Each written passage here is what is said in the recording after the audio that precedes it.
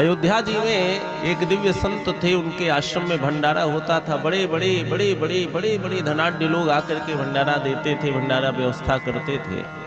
एक दिन एक माँ आई और उसने बाबा से कहा कि बाबा मुझे भी भंडारा करना है, कोई तिथि बता दो। बाबा जी ने तिथि बता दी, इतनी तारीख को तुम्हारी तरफ से इस आश्रम में ठाकुर जी का, रघुनाथ जी का भंडारा होगा।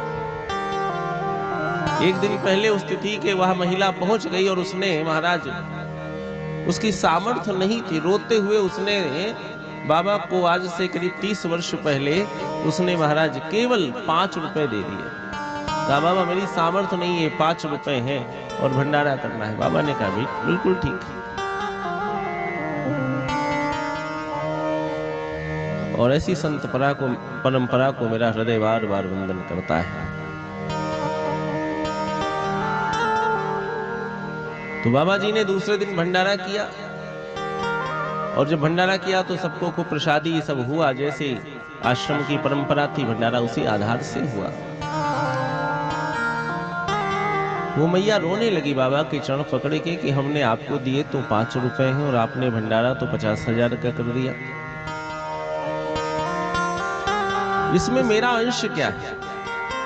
इसमें तो सच्चाई ये है कि जितने संत महात्मा प्रसादी पाए हैं उनको मेरे द्वारा दिए हुए से तो कुछ प्राप्त ही नहीं हुआ होगा।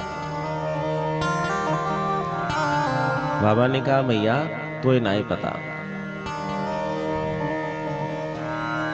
या भंडारा प्रसादी में जो साग बने है, वह साग के अंदर जो लवण पड़े है, वह को जो स्वाद है,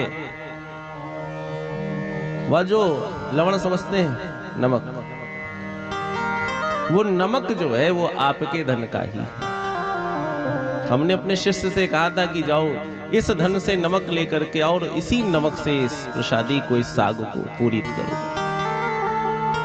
तो वो जो प्रसादी बनी है, तो मैया जानती हो जिसने जिसने प्रसाद पाया है उसको जो भी प्रसाद का आस्वादन, उसका स्वाद प्राप्त हुआ है, वो स्वाद तो आपकी ही कृपा है, वो आपका ही समर्पण है।